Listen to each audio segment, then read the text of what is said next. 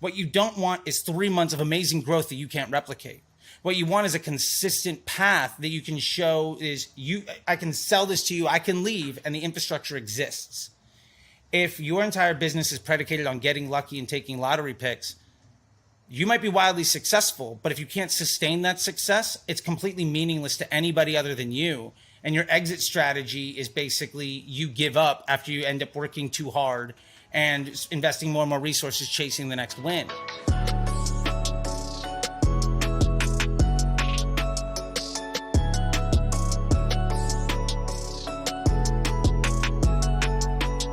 Welcome back for another episode of You're Not Your ROAS. I'm joined with one of my faves. Me and him go way back. We actually had a podcast together. I was actually under his tutelage at one point. We helped launch his Facebook together. He's possibly the most blocked man on DTC, and he's trying to change that, people. And here's the PR tour starting here. I caught him right before Europe.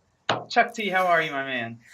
I'm doing fantastic, man, and I do appreciate that. And it's for those that don't know, you and I met on the Facebook groups of gurus and nonsense folk many years ago, and you inspired me after I got kicked out of everywhere and had to do my own thing to actually do my own thing. And then literally all of this is your fault, Rabah. So I just want to make sure that everybody understands that, and I'm very appreciative of it.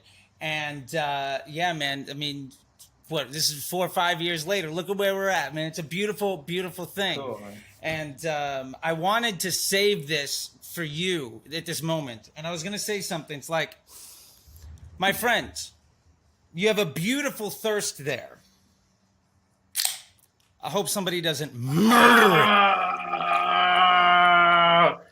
I'm not in my office, and I'm liquid death one down. We'll call it Charlie 1, Rabah 0 right now. Oh, man, you're taking the lead going into the rapid fire. Oh, wow. I should have known you optimizer.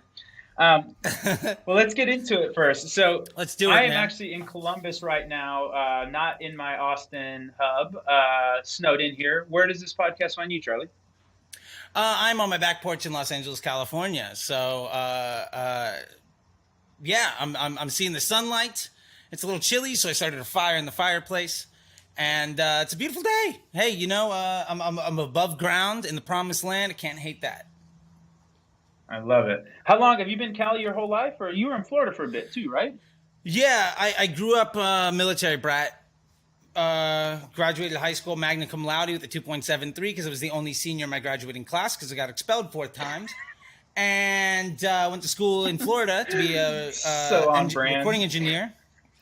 And I was a touring musician, ran a recording studio, and got into radio. But then this like awful sex tape with Hulk Hogan ended my radio career. And so I moved out to California, got a job doing $10 an hour, data entry at an illegitimate ad agency, running fake views for Disney stars on their brand new videos. And within about 2 years, I was a supervisor at Omnicom, spending $1 million a day or so, a couple of years before the Pixel. And, here where I'm at now, a couple $100 million in and over $1 billion in revenue driven, just trying to help people see the light, man. Just trying to help save some children and make dreams possible. Yeah, I love it. The unicorn babies. That's incredible. So how did you get into marketing? So you went in from this data entry position, and then you got into this Disney pump factory, or like how did you get into that? So while I was touring as a punk musician, I was able to figure out how to come home with money. And so I was very entrepreneurial from a very young age. I was actually, before that, even in Little League, I was the #1 salesperson for candy bars every single year. So I got a free Huffy bike on an annual basis, right? I got the $150 Toys R Us gift certificate. And I crushed everybody all the time. I was like 8, and I was just destroying people door to door. Nobody could compete with me back then. And I mean, hey, the same's true now. So when I was touring, I figured out basically how to come home with money. And when I was working in the radio, nobody else wanted to do it. So I got into a bit of selling advertising and stuff. And ultimately what happened is I started to figure out how to run festivals for money. I used to throw my own festivals. And ultimately what occurred is people started to ask me to help them back in the day of like MySpace bulletin boards and ICQ and AIM and shit like that. How do we get money, right? How do we make stuff work? And long story short, I was able to put myself through grad school, and I got an MBA, Harvard Business Review from a professional college that was aligning themselves with military bases. It was basically a decades-old relationship between Harvard and the United States military. Basically, had satellite locations all around the country. So if you were middle management as an officer and you needed a graduate degree, there was an opportunity. My parents both are military. My dad happened to be a professor of theoretical mathematics at that university, so I got kind of legacied in. And through night school, I got my MBA in marketing and business management that built on my bachelor's degree in music business management and my associate's degree in recording arts. So basically, I stayed in college because student loans were nice and I couldn't keep a job. And that put me out into a space. And when I landed in LA, I was working $10 an hour.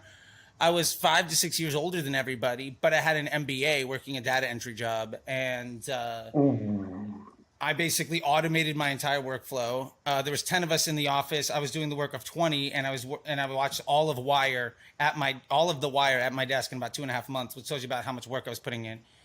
And incredible show, by the way. Absolutely excellent. Top tier. And Top tier. you know that agency went under. I stole some of their clients. The biggest client fired me because they put some money into Facebook ads. They were like, "Hey man, no harm, no foul." But I put $100 in Facebook ads and did better than I'm paying you $2,000 a month for on organic growth hacking. And so I licked my wounds, ate like shit, and the next day I put my credit card into Facebook, started promoting my band, and within a year or so, I was 7-figure daily spends. That's crazy. What, Dirty Cakes still, or is it rebranded? What Dirty Cakes back in the day, yeah. Yeah, see, I know, I know. Cakes. Yeah, I did the research. There you go. We stalked you. That's cool, man. I actually had a similar experience. Yeah? Well, with the having the credentials in a really, not demeaning, but, I had just graduated with my economics degree, and I didn't really know what I wanted to do, and so I just moved back to Indy, and I went back to the job I had before college, which was selling women's shoes at Nordstrom's, like the fancy women's shoes. And man, you'll never see like entitlement until you talk to some rich women that oh man, it was brutal. And then you'd have these really unique discussions of like, oh cool, what do you want to do with your life? Like, oh, what did you just do? Oh, I just graduated. Oh, that's cool. From what? Economics. And then you just get these weird looks of like, why are you selling women's shoes? And so it was very, very similar in that vein of like you having an MBA and doing data entry. Like that's definitely a gut check. I love that, man.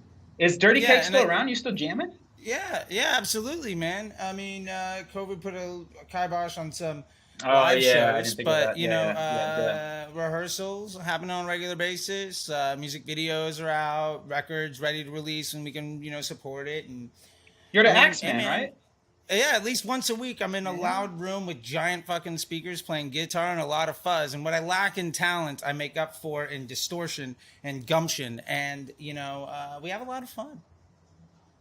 I love that. How'd you get into playing the guitar? Is music in the family or? Yeah. My dad had a guitar in the house, and he played in a church band and some bands in college. And I stole his 12-string when I was 8. And then I built a guitar in wood shop in 9th grade, and I had the bug. It was just like, I mean, literally, like I've got music, like it's what I do. I mean, it's just in the blood forever. And I grew up with listening to surf and to folk and to like oldies where songwriting was really good and it was following some really simple basics and things. And I just absolutely fell in love with the art, man. And if I could do one thing all day long, it's get attention, get loud, make money. And I mean, I feel like that's not a shock to anybody.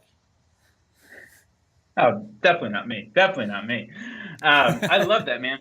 So you're running your ads now for your band.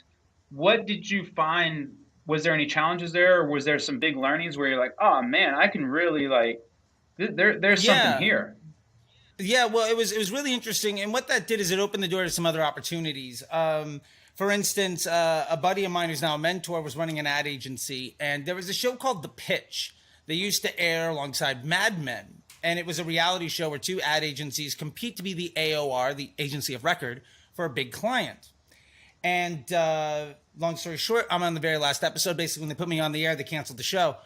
And it was 1-800-Flowers wanting to do social gifting. And the idea was that you had to spend $100,000, but you couldn't do print, radio, or search, or email. You had to spend all of it on Facebook to generate revenue, which at the time was a ludicrous idea.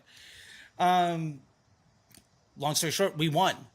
And by head and shoulders crushed everybody else.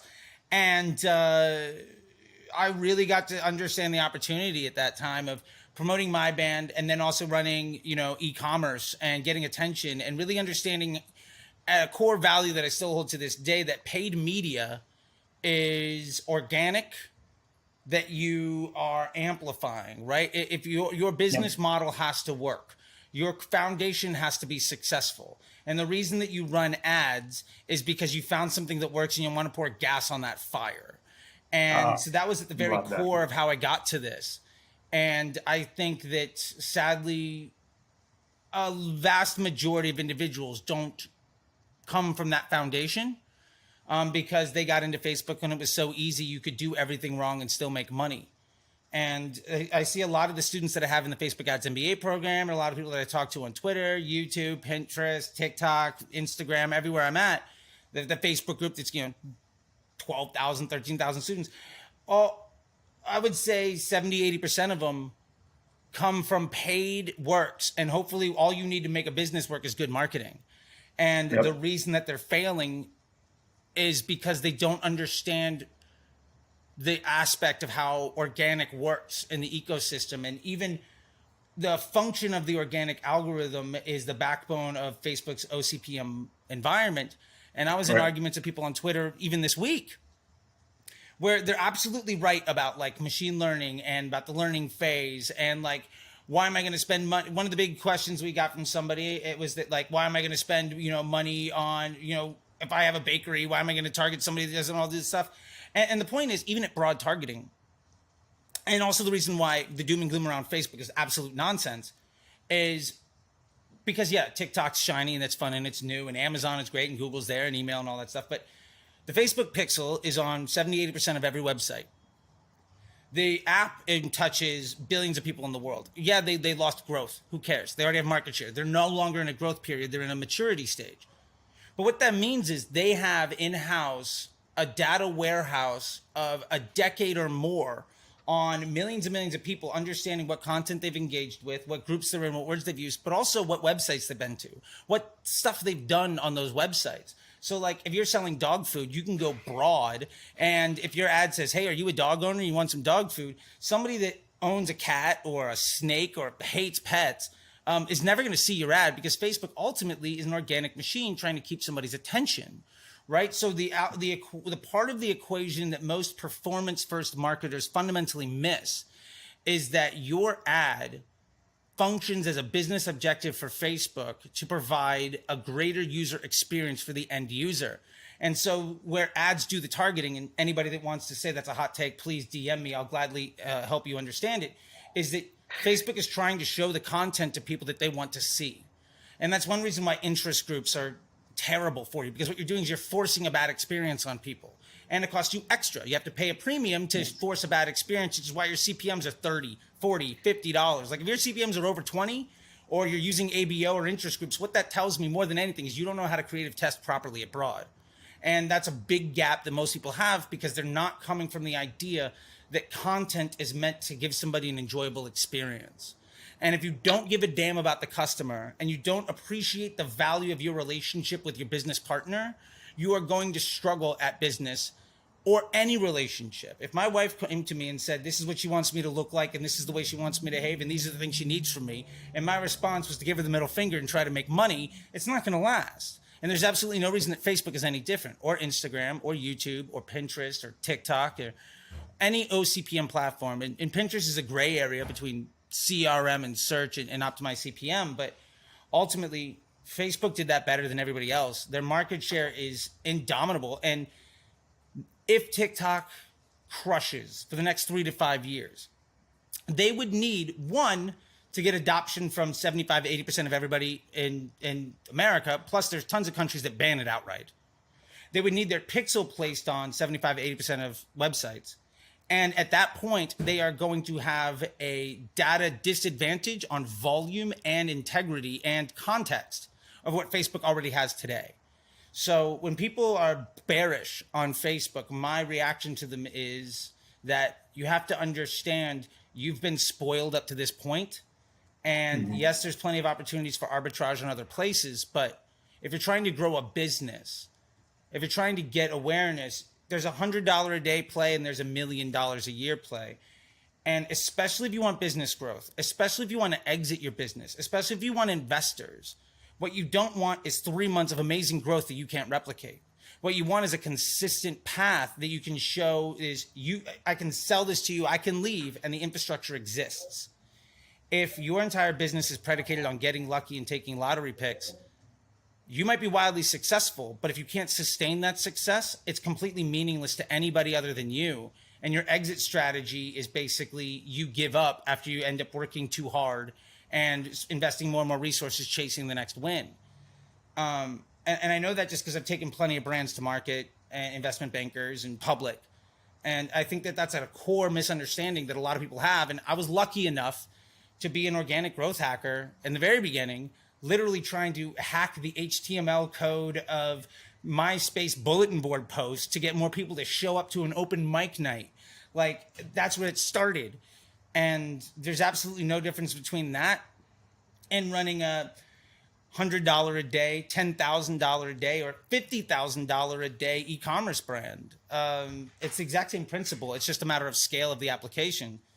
And yeah, so that's a long-winded story of how I got there. I don't even remember the question, but that's, I think, what the biggest message I really see all the time with people, and the advantage that I had, and I was lucky enough to be the guy that could be the organic growth hacker, got a job as a supervisor at an international conglomerate ad agency because I was on television. I had proven that I was the best on that show. And nobody else wanted to do Facebook because it was the ugly stepchild, because Facebook was a crazy idea. It was the weird thing that nobody wanted to mess with. And so I got all the Facebook contracts.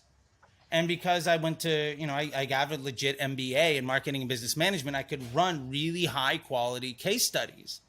And because when Facebook would come trying to sell their wares and influence people to like, hey, maybe you should start advertising on Facebook because we think it's going to be big, I was the only person they ever talked to, which means I got millions and millions of dollars of case studies, and I got to develop the product with the engineering and the product team and the measurement team. A lot of the folks that are in leadership positions now, I met when they were, month one into the business. So I was at a very core element of just being in the right place, the right time, the right opportunity, the right preparation, in a space where everybody knew that they needed somebody, but nobody wanted to do the work. And I was just stoked that somebody gave me like health insurance, because I was used to being a junkie musician, like begging my parents for money so I could buy cigarettes and food today.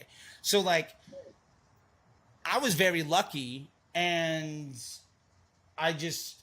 opportunity and preparation met in a time where nobody else was doing stuff. And so I was lucky to be at the point of being, the tip of the spear on stuff like lead gen ads. I literally did the case study to prove it.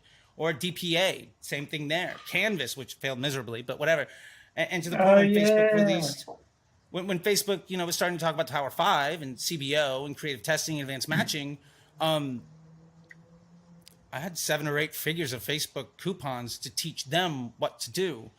And ultimately, the disruptor group are the people that teach the reps what to teach others.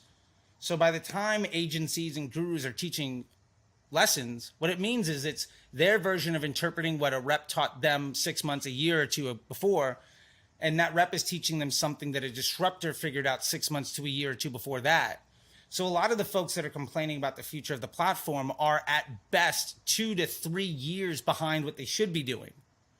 And the gap between best practice and practical application is so vast that literally Facebook could stop investing in any innovation, and you would have 3 to 5 years of runway of continuous improvement.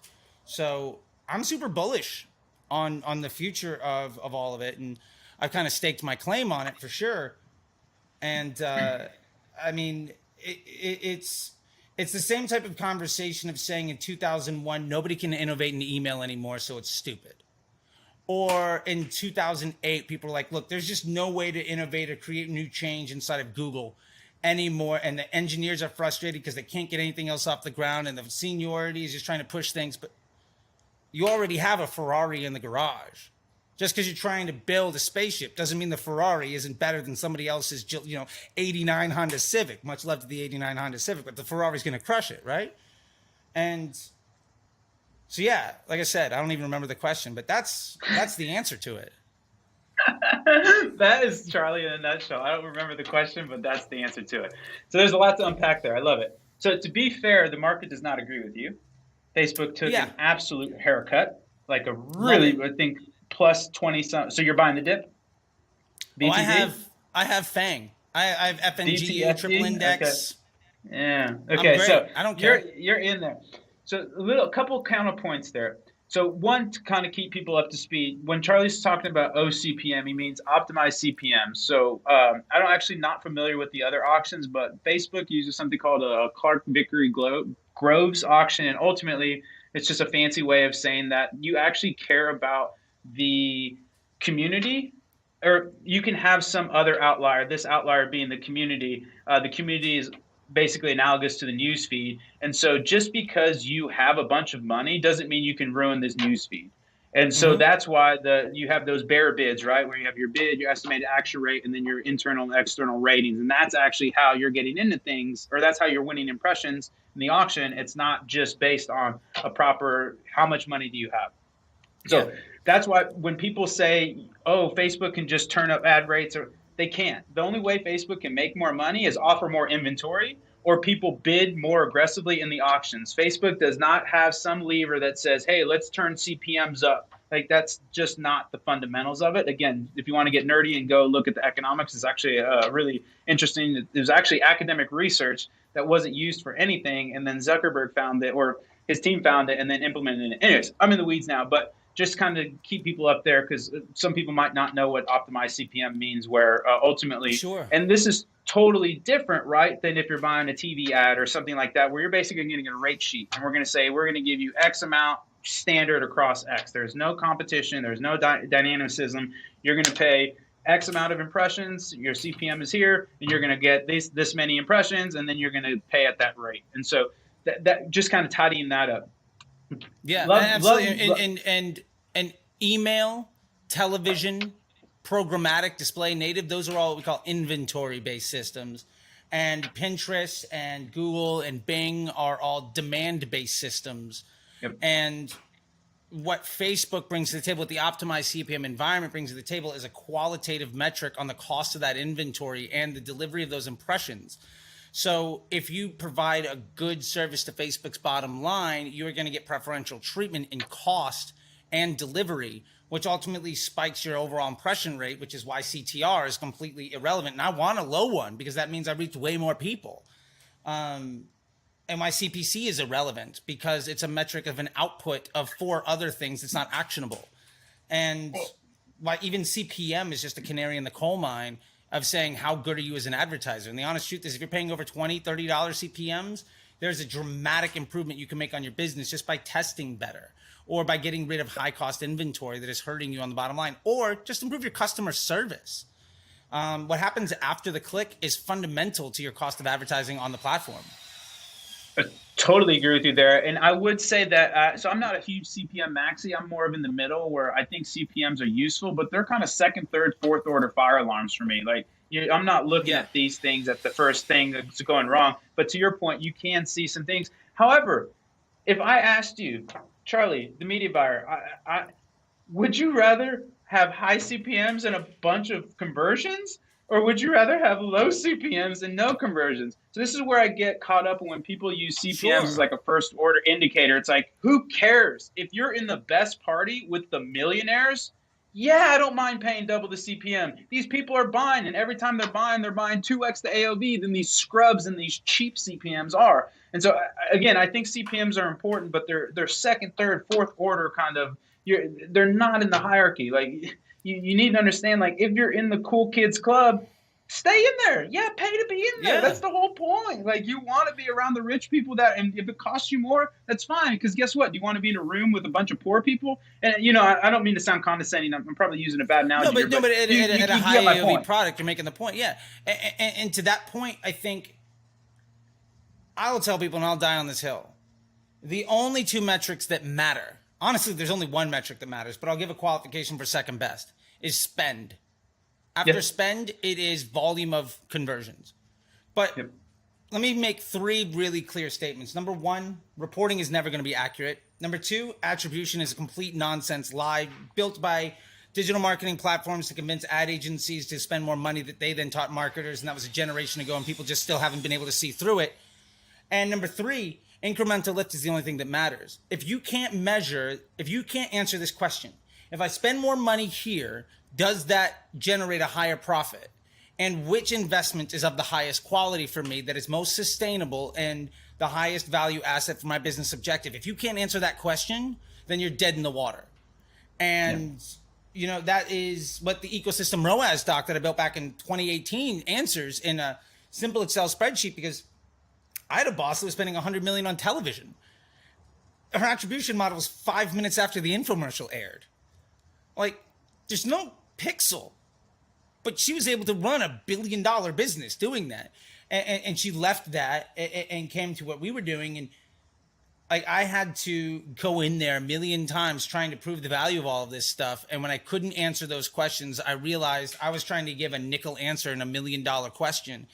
And so many people at the CPM, CTR, CPC, ROAS, all of these things, you are still so focused in the box that you can't see the forest for the trees. And the sooner you start looking at incremental lift across your entire ecosystem, the sooner you stop giving a damn about everything that people are worried about. Because you ultimately say, how do I make myself the best business partner to my vendor? And how do I maximize the opportunity? And if I'm maximizing the opportunity, I'm getting better every week, every month. Does that ultimately benefit my business? If the answer is yes, great. If the answer is no, awesome. We got an action plan. And really it comes down to, maybe you have 3 yeses. Well, which one causes the most lift if you have a limited budget? Or if you have an unlimited budget, what's the correlation between them? And if you can't answer those questions, if you're not looking at your media buying in that way, then you're going to be really struggling. And the answer to all of those questions, none of those answers are ABO or creative type or bidding model. Those have nothing to do with it. Those are distractions of really shiny objects that ultimately prevent you from solving the $10 million problem because you're trying to figure out the $1,000 issue in front of your face. And if you go down the road of trying to solve for all those problems, yes, you're going to get somewhere. You can work harder and by force of will make things happen. Maybe you can get from 1 million to 5. Maybe you can get to 10. But you're never going to get to 100 because you can't work 10 times, 20 times harder. And ultimately, the more of these moves that you make predicated on the idea of disrespecting your customer and your business partner, the harder it is to even maintain that 6 months from now, a year from now. And the majority of folks that I see struggle are, I will say this, I don't see people that have figured out creative testing it broad, auto placement, auto bid, with dynamic ads and a CBO. I don't see those same people also saying that they're worried about the future. And the people that I do see constantly raising red flags and liking other people's tweets and championing other people's insecurities, they're all the ones that also aggressively avoid adopting what Facebook's been asking them to do since 2018. And again, it's a relationship.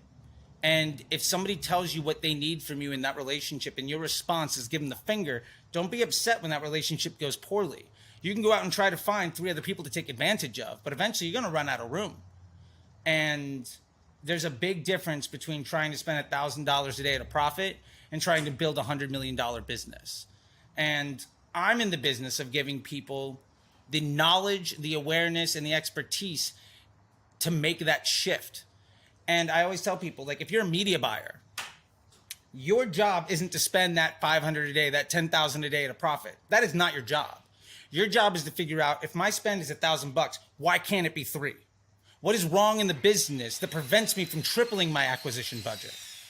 If you can solve those problems, you are now a director of growth, which is what every Facebook media buyer could be in a flip of a switch.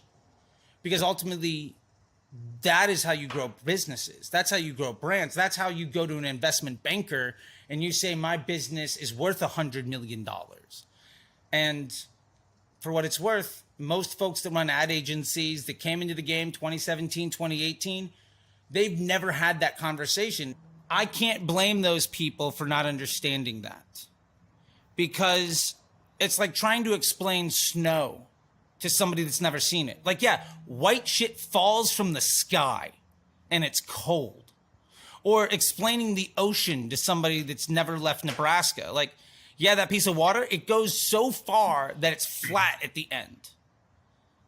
I think maybe a better analogy might be explaining water to a fish. Sure. Where you're so ensconced in it, it's impossible to get your head around, like, to step out of this mindset. But oh my gosh, we're already into the value add segment. You skipped over so many things. Of course, a Charlie T podcast is not going to be structured like normal. We're going crazy here, sorry, folks. man. I'm passionate. Okay. I'm in love with this stuff. Okay. I just want people to see more success and less stress, because 90% of people are doing things wrong because they were poorly trained by somebody else that didn't know what they were doing. So I'm here to help. Well, I think, too, touching back on kind of your organic talks, and me and Cody and Ash have been talking about that, too. And kind of like a little interesting mental model I was thinking of was like these communities, like they become foundational layers that you can then build skyscrapers on with your paid media. But Absolutely. What happened, in my opinion, to your point, there was just such a big bull market. People were building skyscrapers on sand. Mm-hmm. And then once that earthquake hit, their whole building fell down because they didn't have the foundational elements of actually, like, I think ultimately too what happened, there was just such the Newsfeed was just such a Cambrian explosion in ad inventory. It was just like, oh my gosh, this is incredible, that people kind of swung too far into the quantitative element of it. And you just started having these quants that are just going in numbers. And at the end of the day, man, there's people behind these numbers. And like, are you making a connection? Are you generating value for them? Are you giving them a story that they can tell their wife or their husband or whoever, their significant other, their friends, why they're so smart because they bought your product? Like, it kind of sounds silly, but there's just a bit of going back to the fundamentals of, like, you know, would you want your product? Would you use your product? Would you tell your mom or your sister? Would you recommend it to your best friend? Like, and if the answer is there or no, you know, maybe that is probably a good place to start versus ABO or CBO. and again, this is just my points of view, but like, understand those fundamentals, and then those fundamentals can scale. And then to your point, like, this is actually a John Coyle quote, but it's kind of same, but different as you, where it's like, paid media is fuel. It's not the fire. And so like, until you have that fire, unless you're just going to pour gasoline on a match, it doesn't matter. I know, right? It's perfect. It just ties in perfectly. But anyways, I think that's really, a lot of the challenges is that there were things that worked, but it's not that they worked because the strategies were sound or the tactics were robust.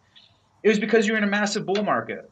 And if you were doing any semblance of anything, like, you were going to do well. And furthermore, you know, if you're charismatic and you had a great story, you were gonna be able to, you know, convince people to come along for the ride. And, you know, no judgment there. It's just, that was what I saw, was when people got really far away from the basics. And it's almost kind of the same view I have a little bit of biohacking, where it's like, dude, what's the point? Like, sleep, get your exercise in, meditators find some sort of mindfulness practice. Like, there's all these things versus like, well, I should eat bull balls at 2 a.m. and then I'll drink ram's piss at 1 a.m. And you're just like, I mean, maybe, but maybe if you kind of just get these fundamentals in place first, and these first principles, and you understand that, then you can really kind of start to get those other, you know, maybe 1, 2, 3 percentage point gains. But it feels a lot like sometimes people are spending dollars to save pennies. And that's just not my jam. No, I love it. And I'll back that up with something. There's an old Yiddish saying that is, where it begins, so it ends. And if you take out the last 5 years of Facebook media buying, right? Mm-hmm. We're still in a spot where ultimately,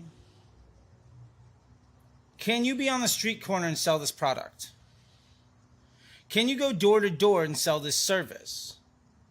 Will people be happy because of it? Because running Facebook ads or any paid media is a way of scaling that effort, right? Like if you Correct. can't go door to door and sell your product, don't be astonished when you can't trick a bunch of people on the internet to buy it. And really it's an escalation of the door to door salesman hires multiple salespeople, eventually leverages his exposure or her exposure by getting an ad in the newspaper or by making flyers, and eventually leverages that exposure by getting on the radio or getting onto television. But you can only afford that because your business is successful and because you can scale with it. And all we have here, Facebook is basically just television as performance media. But there's no difference. Like if your product isn't good enough or your service isn't good enough to get people to want to use it, then you're dead already. And the opportunity of the arbitrage of attention and, you know, Gary Vee's underpriced attention and all this stuff, that opportunity, look, there are other platforms you can go for that. But again, what you're talking about is, can I get a short hack to follow things up? But the business is built on the back of short hacks where you had really good marketers that could sell fish oil ultimately die. That snake oil salesman in the West got murdered every time, right? And look at Casper. Yeah. I think that's a great example of, we've seen so many brands come and go. And, you know, I think there's a few brands right now that are built on hype that I'm legitimately don't know if I'm terribly bullish on their future. And maybe I haven't got an investment in one end of that or the other, but I opened this chat with the Liquid Death thing, right? And maybe you got my preview screen on the Liquid Death use, who knows? But Liquid Death is building on the back of, they've got a product that people buy that is fundamentally not differentiated in the marketplace, but there's an ownership of the brand 0%. identity. Yep. Right there is, it's LaCroix without flavor. Got it. It's the most boring flavor of LaCroix, and you have diehards. You know, you look at Last Crumb, right? It's Supreme for cookies and costs as much as a pair of Yeezys, and you're stoked. And the point is, those brands, I think, will have a much better opportunity of using paid media 3 years from now than brands that I think are built more off of hype that I don't see as much backbone behind them. And again, I don't know their future, but, you know, I think, you know, not to call too many people out, but like, for instance, Athletic Greens, super huge, massive business. Everybody's stoked about it. But I feel like they grew too far, too fast on the back of too many unsustainable things to maintain that growth. And if you can't maintain that growth, ultimately what it is can you get to a precipice where you can suppress all other competition and gain a market share that makes you have an unfair advantage in the space? And I don't see that proprietary advantage. You know, if I was Mr. Wonderful at Shark Tank, I'd say, hey, you got a great business going there, but I can't pour fuel on this fire. And for that reason, I'm out. I don't know if that's the backbone of it, and I might be dead wrong. And I'd love to talk with people because they're clearly doing very great work. But I think that there are businesses that are built to be evergreen. I think there are businesses that are built with an exit plan as the strategy of the development of the business. And then I think there are 95% of people out there just trying to spend money to make money today that aren't looking more than a month or a year out and have no concept of these things. And I just say that because I agree with you. That Cambrian explosion just changed the world so that so many people don't understand that that's not what it is, right? Like Game of Thrones, winter is coming, right? Yeah. Like we are here. Can you beat the Ice King? And the honest truth is, 90% of people can't. Yeah. So I think our responsibility as marketers that have been through this and appreciate it is to provide the education and the tools and the knowledge and the support to help those good people not lose the opportunity of achieving their dreams. And that's Yeah. one reason why I so aggressively go after people that co-sign other folks' victimhood. Because the only reason you're not succeeding right now is because you haven't failed enough, or because you're willing to say, I can't. And if those are your mentalities, you should go get a day job right now, because you are going to fail at entrepreneurism. It's just not for you. You have to get kicked in the teeth every single day and come back and ask for more. Like, if you don't have that mentality, if you're not a street fighter willing to lose, if you're not David Spade willing to get his butt kicked every single time, if you're not Joe Dirt, you're going to lose.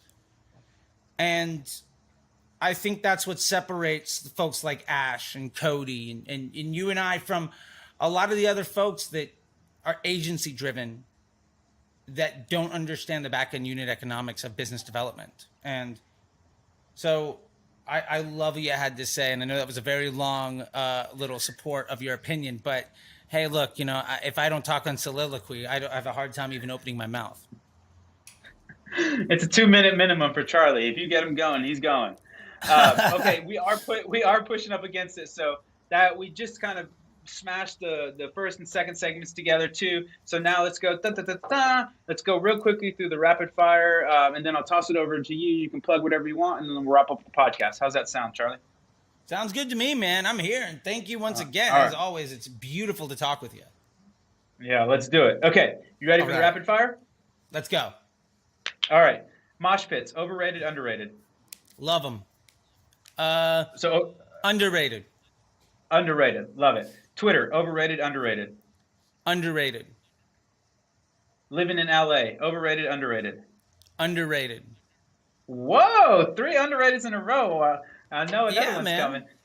Guys, overrated, underrated? Underrated, always, buddy.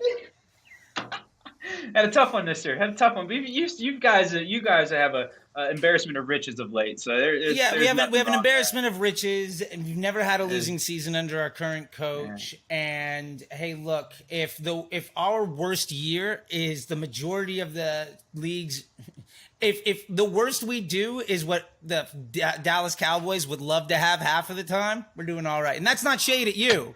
I'm just putting in perspective because I know where your loyalties lie. It's brutal. And hey, look, it's brutal. If we have 3 8-8 years in 15, and it means I have to eat 1 or 2 right now, I might not even see that. So underrated. You can't even hear. You have so many titles stuffed in your ears from the last 7 years. It's like, yeah. Although I will say this.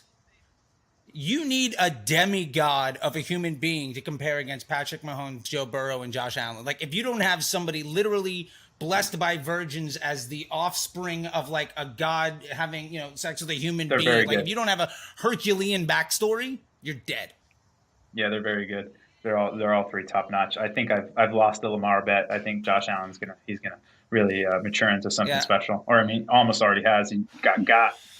He just ran up against somebody greater. Yeah, somebody actually. I'll go to the next one, but somebody had a really funny tweet where it's kind of like the Patrick Ewing, Michael Jordan. Like Patrick Ewing was so good, he just bumped up against somebody better during his lifetime, and it just sucks, man. Yeah, it just sucks. Yeah, and never got a title. Oh, I know. That's what I'm trying to say. Dude. He was fantastic. Brutal. He was a very good player. TikTok, overrated, underrated? I will say it's underrated, but I think the bullishness on it is overrated. But as a platform, it does not have the adoption it should. Favorite city in California? LA. Oh, favorite meal and why? Oh, dead animals with cheese and some kind of grain in any form you want to give it to me. Favorite newsletter? Ooh, that's a good question. I do like the Whale Mail, although sometimes I disagree with it, but I think it's really, really good to see what people have to say. It's a good temperature read. Like, for instance, this last one that came out, I will say I disagree at a fundamental level with the vast majority of the premise and the take by somebody that has me blocked on Twitter, so I can't even engage with them. But I do like it. I would say that is one of my favorites. What you guys have going and what Alex has going, because it is not discipline specific, and I think that helps people see the forest for the trees. Yeah, I like that. Favorite place travel to and why? Favorite place to travel to and why? I think my favorite trip that I've taken over the last few years was my wife and I went to Amsterdam 3 years ago in the winter. We were there to go see the Buzzcocks, and the lead singer died 8 days beforehand.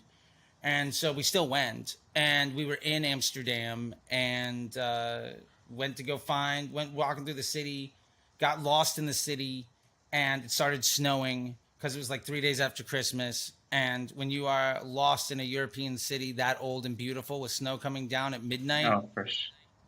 how can you hate on that? It's a beautiful thing. Magical, magical. Okay, last two. Favorite follow on Twitter. Favorite follow on Twitter? Oh, I mean, can I put me down? No, You can't follow yourself. What a Charlie answer! Oh my gosh. Hey, look, if you're a band, you should be a fan of your own music. If you're a writer, you should like your own books. If you're a filmmaker, you should be a fan of your own movies. If you're running a business, your business should be your favorite thing, or it's someplace to go. But without that, favorite follow on Twitter that's not you. There you go. I've amended the question to not give you any wiggle room. Got it. I love that. I'm gonna go completely not industry specific at all. Love it. Love it. And say my favorite follow is probably Pat Mayo. Okay. What's the handle there? Sports betting guy, has a great YouTube show. I've emotionally invested myself into hundreds and hundreds of hours of his YouTube. And I now know all the players. I know all the people in his circle of friends. And when I see content from him, it harkens back to so many fond memories over so many years and so many positive experiences that it literally just makes me happy. And he goes ahead and likes some of my sports bets half the time. And he got to see me turn, $30 and a couple of 20-1 bets into a extremely nice number that I lost all on Chiefs, but at least he was there for it all. And that was a beautiful thing. It's one of those things. If you create enough content out in the world and you put stuff out and you're very personable, people feel like they're your friend even though they've never met you. And he does that better than almost anybody else in the world. Love it. Okay, last question. If you could have dinner with three people, dead or alive, it's a 4-person table, you're there with 3 other people, they can be fictional, non-fictional, who would they be? Oh, man. 3 people, dead or alive. That's a good question. So let me answer it quick. One of the people I'd love to have at that table, let's see. I would love to be at a table. I think I would love to be at the table with Mark Cuban. I think he's really smart, and I think we see eye to eye on a lot of stuff. IU alum. I tend to agree with him on a lot of things. And then if I had to give somebody else in that room just to keep things interesting, I'd love to be at a table with Robin Williams. I think, I don't know if he turns it on or off ever, but I think he's truly brilliant, or was. And I would absolutely love to be in the presence of somebody like that for even 5 minutes. And also, I think something that would be really interesting for me to get into, kind of going way more old school, would be I'd love to sit at the table with some of these world conquerors, like the Genghis Khans and the Alexander the Greats of the world. I would say probably Sun Tzu, just because I think The Art of War is probably the best business book ever created. And to understand where somebody came from to write all of that stuff and their learnings and their history and what's going on, I think would be so fascinating, because all of these folks are experiences and storytellers. And I'm going to surround myself, not people I want to have a beer with, but people who I just want to experience their presence. And I don't know, maybe he's a really boring guy in person, but I sure love his writing. Love it. All right, Chuck T, you made it through. Rapid fire. Congratulations, my man. All right. All right. Plug whatever you need to plug. Tell people how to follow you, and then we'll wrap it up. Absolutely. So first off, thank you very much for this opportunity. I'm back. But yeah, so to plug stuff, 1, follow me on all the socials. 2, Facebook Ads MBA program is my core offering right now. And basically I teach people through the art of learning Facebook how to be business development folks, how to project manage their way to things, basically how to scale businesses, make exit strategies, and be a CMO or CEO. By covering disciplines from testing to measurement to planning to organizational structures, documentation, project management, accountability, and transparency. And I legitimately don't think I have not seen a competitive offer in the marketplace. So I highly recommend people check that out. And you can go to apply.facebookdisruptor.com to see my latest masterclass on half the things you'll learn in there. Plus, you get a couple of freebies. So go for that.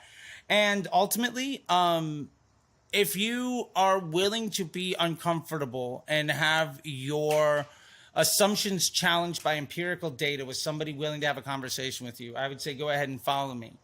I would love to have those conversations. And that is what I really try to surround myself with. I want to be uncomfortable. I want to grow. And I find that my number one objective is I have reached a place where it is more fruitful for me to spend my time sharing my knowledge and helping people succeed than to try to succeed myself. Because I'll be honest, I've made it. I'm good. And I get to put my head on the pillow every night feeling good about myself, doing esteemable acts so that I can be full of self-esteem, because my days are spent helping people achieve their dreams. And every day I get to see people be successful. And every day I get to see the light bulb go. And every day when the world is full of folks that say that you've lost hope or there's nothing there, I can be a light in that. And that makes me feel so good. And that's a fundamentally different place than I was 10 years ago. And I'll finish with that. 10 years ago, Beautiful. I was a junkie on the edge of death, struggling to make money and pay my rent. Today, I get to make people's dreams come true. And the only difference between me and anybody else is I had the experience and the time willing to do it, and anybody else can start their life over right now. There's nothing stopping you from doing it. Just be willing to say yes and figure it out. And that's the best advice I could give anybody. So, Raba, I appreciate it, man.